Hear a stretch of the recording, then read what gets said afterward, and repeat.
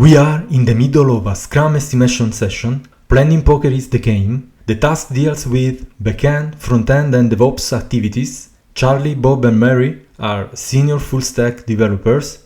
John is a new joiner in the team. He always worked as a backend developer in previous companies, never as front-end developer. 6 months of growth for that team, new skills acquired, got familiar with new technologies and the business domain, and yet the team's velocity stayed the same. What's going on? Welcome to Beta Liners! My name is Fabio Formosa, I'm a software architect and every day I align bits to deliver high quality software. Here we dive into software architecture, coding, innovation and everything that is part of the software engineer's journey. Let's take a look at this scenario.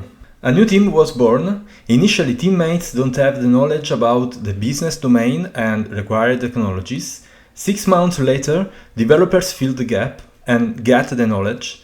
The team has grown.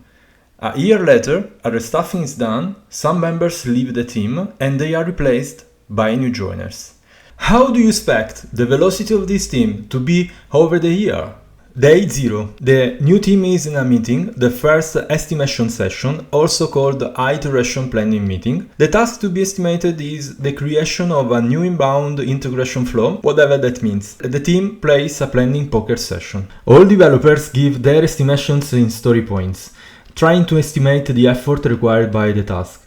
They all agree on 3 story points. They estimate the same for a second similar task. At the end of the sprint, the team velocity is 6 story points. 6 months later, the team is again in a meeting, yet another iteration planning meeting, and yet another task similar to the previous one. Developers are now more familiar with the adopted technologies and what they are supposed to deliver. They all feel more confident in doing a new integration flow. Now they all agree on 2 story points instead of 3 story points. Look at that! It's the most important part of this example. 6 months earlier, they estimate the task 3 story points. 6 months later, they estimate the same task 2 story points. They estimate 2 story points also the second integration flow. They are faster. Indeed, in the same sprint, they are able to complete a third task. At the end of the sprint velocity is 6 story points. 1 year later, we said the team is involved in a restaffing. Some team members leave the team and they are replaced by new joiners. The level of confidence is now decreased because the new joiners don't have knowledge and context enough. The team agrees on putting 3 story points for that task and 3 story points for a second one similar to the first one. Indeed, at the end of the sprint, the team is able to close only 2 tasks. Summing the story points, we get a sprint velocity of 6 story points. Let's look at the velocity chart along the entire year. A straight line, constantly 6 story points. Let's focus on the first 6 months. 6 months of growth for that team, new skills acquired, got familiar with new technologies and the business domain, and yet the team's velocity stayed the same. What's going on? The orange chart would be my expectations. I would expect the line went up after 6 months when the team got maturity, and I would expect the line went down after 1 year after the restaffing. This problem has an impact on the business planning. Supposed to be estimated the milestone 72 story points, roughly a gross estimation. With a straight velocity, we would reach the milestone after 1 year, but in reality the velocity increases and the team reaches the milestone at the middle of the year. A mistake on estimations may affect business agreements and decisions. What's the problem? What about this gap? The gap between the expected velocity and the actual velocity. The fallacy of this scenario is that developers are estimating the effort of the task, thinking about how much time they think the task requires. Getting more familiar faster to complete tasks. A task initially estimated 3 story points become 2 story points. A same problem occurs when a developer gives estimations according to his individual skills or confidence about a given task. We are in the middle of a Scrum estimation session. Planning poker is the game. The task they are gonna estimate is a vertical slice of an epic. The task deals with backend, frontend and DevOps activities. Charlie, Bob and Mary are senior full-stack developers. John is a new joiner in the team. He always worked as a backend developer in previous companies, never as front-end developer. Charlie, 2 story points. Bob, 2 story points. Mary, 2 story points. John, 5 story points. Thinking about the time required and taking into account the individual skills are both two very frequent mistakes in estimations. In the last 3 years, I jumped across 3 different teams and sooner or later I've seen it occurs. That said, how should we estimate the effort of tasks, especially when our individual skill don't match the task requirement? First of all, it's worth to recall a couple of points. Estimation is hard. For software developers, it's quite the most difficult aspect of the job. As we have seen, estimations need the product owner to make decisions which affect the team and the business. With this in mind, it's not surprising that sometimes frictions occurs and someone gets nervous. A second point to recall is that story points are the most misunderstood concept in the agile.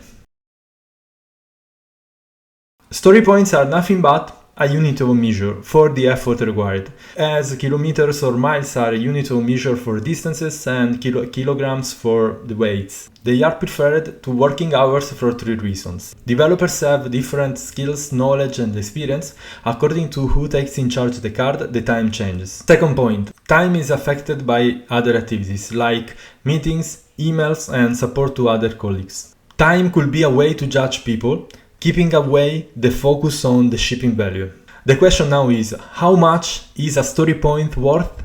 Estimating the effort, we should take into account 4 factors: the complexity of the work, the amount of the work, the risk, and the uncertainty.